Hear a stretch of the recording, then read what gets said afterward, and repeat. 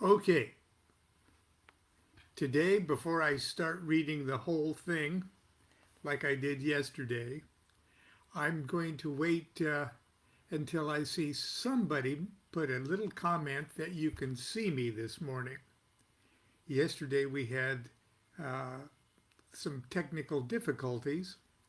Uh, it seemed that somehow or other it was toggled in such a way as when I recorded yesterday's talk, it went private. I had it, it was locked private. Lisa just, okay, you guys can see me. Yay! I think we've fixed the problem. If you missed yesterday, please just scroll down my page a little bit and you'll be able to see it. Because I'm not going to repeat it today because there's been a couple hundred people that have already seen it. So we're just going to pick up where we left off yesterday. But now I know we can all see it. Just for fun, I had if you're Bulgarian and read Bulgarian or have Bulgarian friends, My Life with the Spirits is published in Bulgaria. Also, if you're Czech or have Czechoslovakian friends, there's a beautiful, this is My Life with the Spirits also, and it's in a beautiful little hardbound edition. And for all my friends in Russia, here is The Magic of Aleister Crowley. Uh, yeah, that's published in Russian. So there's a couple other things uh, in translations too. So if English is not your first language, please look around because I've been lucky over the years to have my things translated, I believe now in 12 languages. Okay, we are picking up today with chapter 18, The Crazy Mixed Up World of Court Cards. And for today's talk, I've also posted on my page, I think it's public, a little diagram of the crazy mixed up world of the court cards in the adopted Deccan program that we're going to talk about here. So, that being said, welcome back everyone. Oh, also today is my 45th anniversary of me being initiated into the OTO. It was 45 years ago today or tonight that Grady L. McMurtry and Phyllis Seckler, who was called Phyllis Seckler McMurtry in those days, initiated me into the Minerval degree of the OTO, and so began my OTO, my life in the OTO. It was at their home in Dublin, California, and it was going to take place in their backyard, in Phyllis's backyard, which was beautiful and had little fish ponds and almond trees. But it was raining, so they had to scramble and transform the two-car garage into a beautiful, beautiful Minerval degree temple, and it was a most memorable experience. They were the only two people present. I didn't know what to expect. I think I expected hundreds of people in a temple with a golden door, and in a way it was. But anyway, here we go. Chapter 18 of Understanding Aleister Crowley's Thoth Tarot, which is also translated into German and soon Chinese. The Crazy Mixed Up World of Court Cards. This is a quote from the Thoth, Book of Thoth. The convenience of these arrangements is that these cards are suitable as being descriptive in a rough and empirical fashion, of diverse types of men and women. One may say briefly that any of these cards is a picture of the person whose sun or whose rising sign at his nativity falls within the zodiacal attribution of the card, unquote. We tend to treat the four aces as if each were the pure representatives of their element. That's not altogether correct. It's true that they are the purest representatives of their element, but if they did not contain some minute quantities and qualities of the other three elements, they would be unable to combine to form the matter and energy that creates and sustains the phenomenal universe. Simply put, there would be no creation at all if the individual elements remain pure and set completely apart from one another. Water would not be able to combine with air if it did not have a bit of air already in it to serve as an attractor, and vice versa. In order to manifest a universe, things have to be shaken up. The court cards make four very mixed up families. Mix up number 1, 16 sub-elements. Remember that when we put an ace under our magic microscope, we saw that the 4 court cards were living inside. And the 4 aces represent the 4 elements of fire, water, air, and earth. The 4 court cards in each suit represent the same 4 elements in subdivisions of their suit. The knights are the fire subdivisions. The queens are the water subdivision. The princes are the air subdivision. And the princesses are the earth subdivision. This gives us 16 members of the court card family and 16 sub-elemental characteristics that Crowley identifies as types of human beings. Modern tarot scholars, in particular Linda Gale Walters, have done a remarkable job of applying the Jungian personality types as defined by the famous Myers-Briggs type indicators to the 16 court cards. So has psychologist Arthur Rosengarten, who in his groundbreaking text, Tarot and Psychology, discusses the same parallels. I firmly believe that had the Myers-Briggs concept been available to Crowley at the time of his writing of the Book of Thoth, he would most certainly have referred to them, because they bolster his own theories concerning the personality characteristics of the court cards.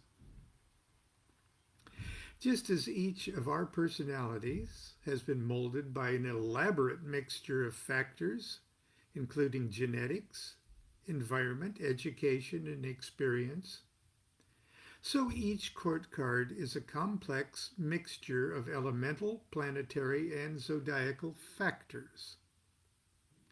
When considering what follows, keep in mind that it's the duty of the elements to mix. And see tables 14 and 15 in this book. Mix-up number 2. Princesses. Quadrants of space, not quadrants of time.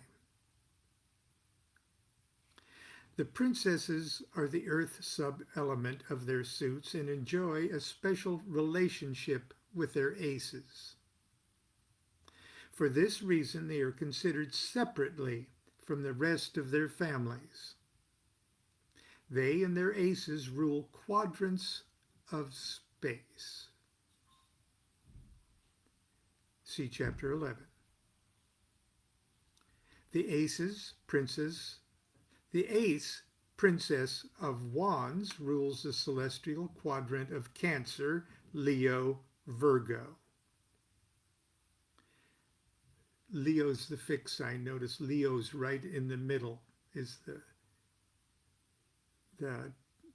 10 degrees right in the middle of the Cancer, Leo, Virgo sequence. And the Princess of Wands would be fire. So it's the fixed sign of the element that's in the center 10 degrees of the quadrant that we're talking about.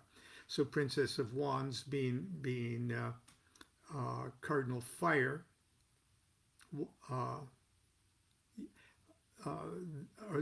fixed fire. The Leo is in the center 10 degrees of the Cancer, Leo, Virgo quadrant. So, that being said, to mix you up, the ace, Princess of Wands, rules the celestial quadrant of Cancer, Leo, Virgo and the area of Asia.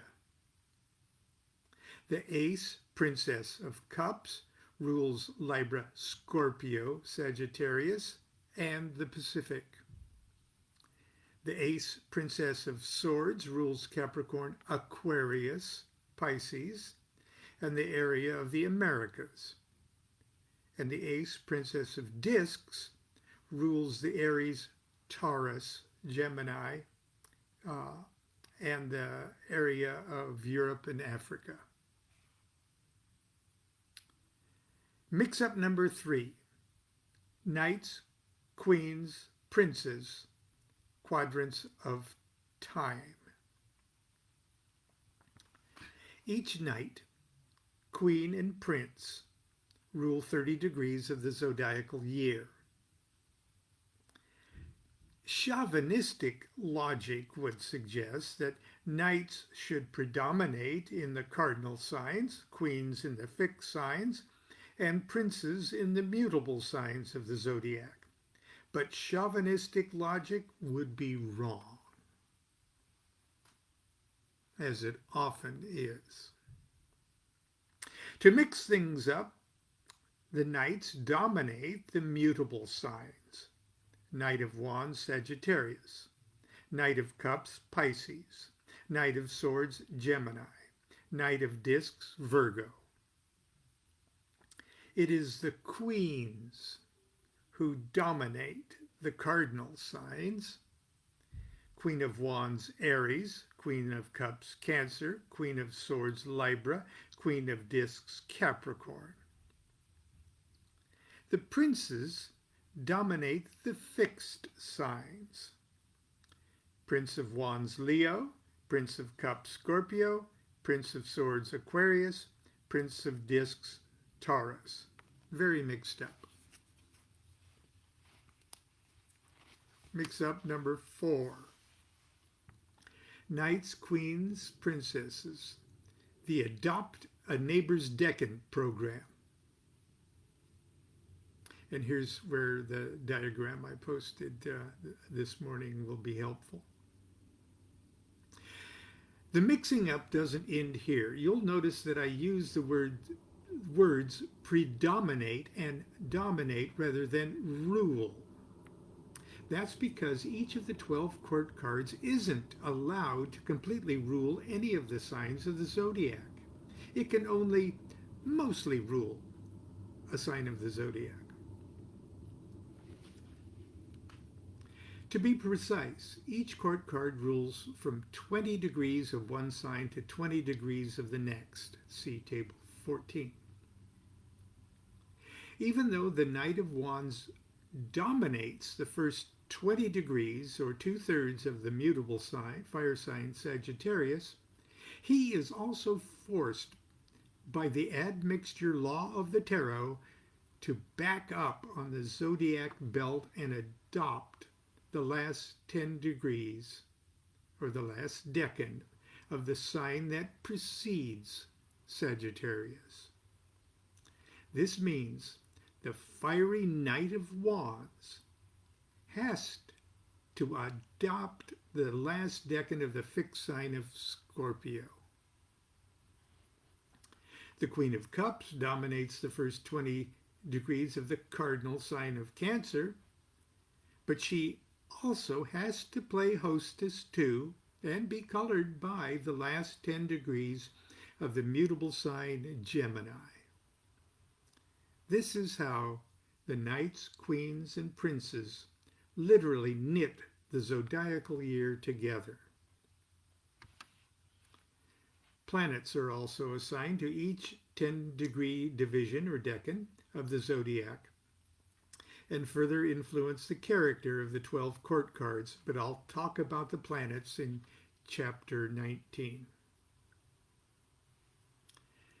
Now I'm mixed up. I know this might at first appear rather complicated and beyond the scope of the interests of many of you. If that's the case, I commend you for your patience and willingness to wade through this technical discussion of the complexities of the court cards. Please take comfort in the knowledge that for the moment it's not important for you to completely master all these details, as it is for you to realize that if you really wanted to, you could master them.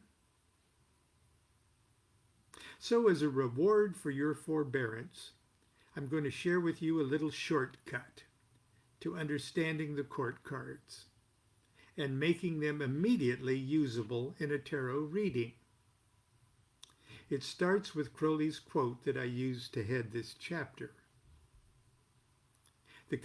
Quote, "The convenience of these arrangements is that these cards are suitable as being descriptive, in a rough and empirical fashion, of diverse types of men and women. One may briefly say that any of these cards is a picture of the person whose sun or whose rising sign at his nativity falls within the zodiacal attribution of the card," unquote. Now, the characteristics of people are a lot easier to remember and understand than the theoretical characteristics of Kabbalistic and astrological abstractions. It's enough to remember that each knight, each queen, and each prince is somebody's birthday card. Start with yourself. What court card are you? Do my comments describe you? Do Crowley's?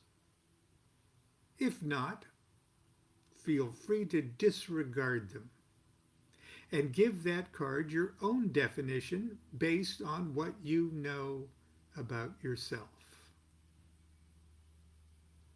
Next, learn the birthdays of people you know, family members, friends, or co-workers, enemies, even celebrities or historical characters about whom you know a great deal. Using their birth, the date of their birth, determine which court cards they are. Chances are the character traits you and the others exhibit are very similar to the classic descriptions of the cards. What if they're not, however? Hey, remember the cards are wrong. After all, people are real characters in the real world. Tarot cards are just pieces of painted paper in a box. So to prime the pump for this kind of meditation, I have, in discussing the court cards, included the names of a few stereotypical celebrities and historic personalities whose dates make them knight, queen, prince, or prince of the appropriate suit. I realize only too well that these digressions smack of pop culture dilettantism and represent a shocking breach of my vow to keep things as Crowley as possible. To all the Crowley purists who are affronted by this un-Crowley offering, I offer my sincerest apology, and to everyone else, have fun. And now I go on to talk about each of the individual 16 court cards. But to show you what I'm talking about, I will read the first one today to close out. And it's what I have to say. And all the my comments will be formatted the way that this one is. This is the Knight of Wands.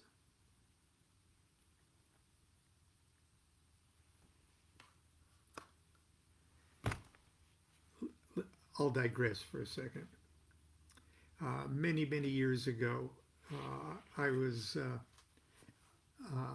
asked by my publisher, Weiser, to sit at their booth at Book Expo America, the big convention. I believe it was in Chicago that year.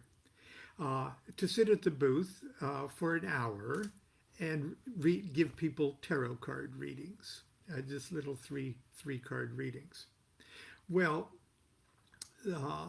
there's 40-some thousand people that come to a Book Expo America, and when you start shuffling tarot cards with 40,000 people going by, a line forms almost immediately. And I was reading tarot cards for well over an hour, and I just kept going and going and going. And I went well over an hour, probably close to 3 hours without a break. And finally I had to stop. I had to say after this person right there, I'll have to stop because I had really bad. And so, but one little woman, middle-aged woman, still stood in line even after I dismissed the rest of the line.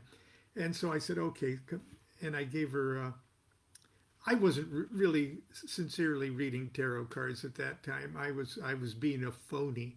I was just pulling, buzzwords out. I was so exhausted and distracted and having to pee so bad. And so anyway, I gave this last tarot reading, and she was such a sweet lady. And I sat down, and the first card of the 3-card reading was the Wheel of Fortune. And I said, your question concerns a risk of some kind. And she said, yes, my husband just bought me a bookstore, and that's why I'm here. I'm shopping for my stock. And it's new, and yes, it's a risk. And the next card I drew was this, the Knight of Wands. And court cards, for me, have always been notoriously hard to pinpoint in a reading unless they actually mean people. And I looked at that card, and I couldn't say anything. Nothing came to my mind at all. I was just absolutely stumped. I wanted this to stop, no more. And I was getting ready to say, look, lady, 3 hours ago I was freaking Isaiah. I was hot. I was pulling the card. I was a real tarot reader 3 hours ago. But right now I'm a phony, lady. But honesty like that, comes difficult for me. And so I just looked down at the card, and I stared at that card, and I just said, oh shit, lady, does this have anything to do with a black horse? And she said, my God, my husband sold our racehorse to pay for the bookstore. Well, anyway. I said, I could see that, really. The third card was the Fool. I said, well, whatever happens, lady, you're going to have a good time with it. So anyway, here I'm going to read about the Knight of Wands. It's very short. Knight of Wands, fire of fire. 20 degrees Scorpio to 20 degrees Sagittarius. November 13th through December 12th. Oh, it's today's card. Now, living inside this card are 3 small cards, each representing 10 degrees of the 30-degree period this represents. And those 3 small cards are the 7 of Cups, and the 8 of Wands, and the Knight, and the 9 of Wands.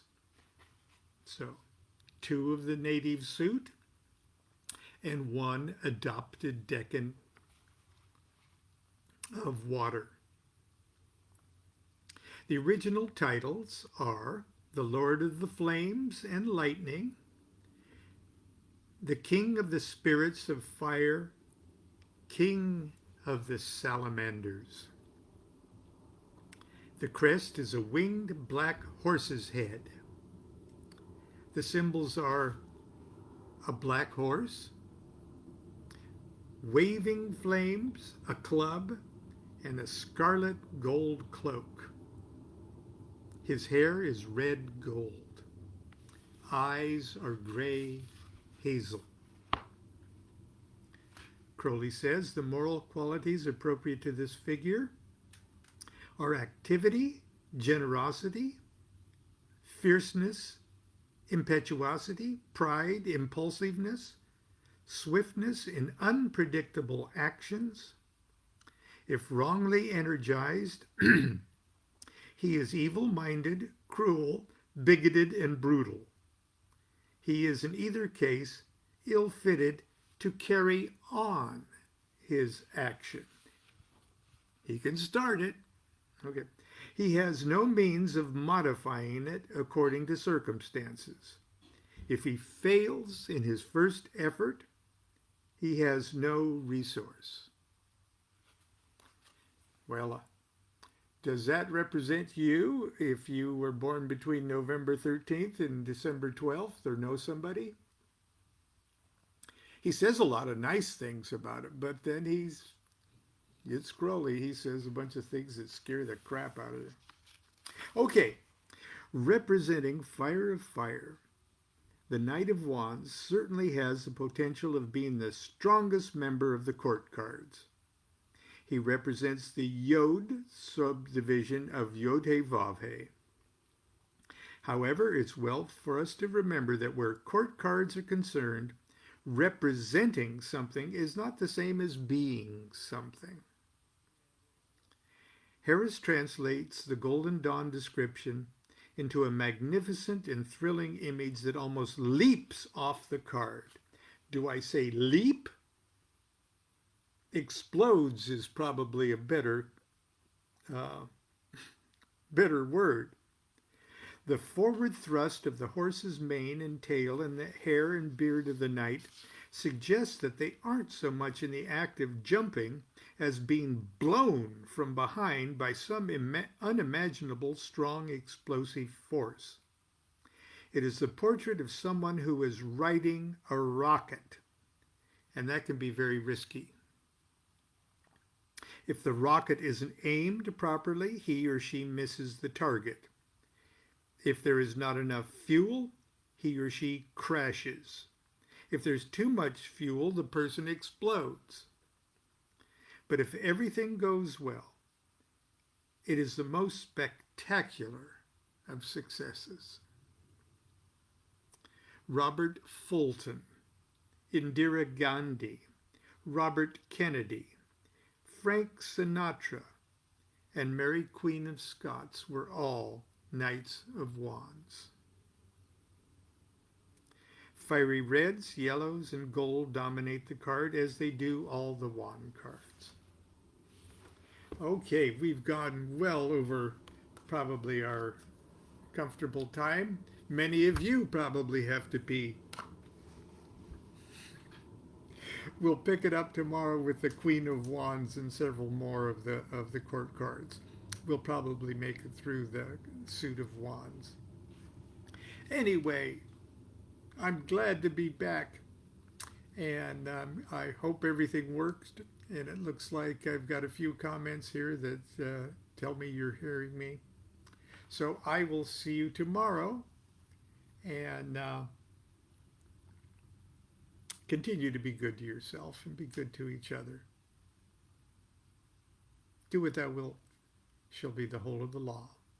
Love is the law, love under will.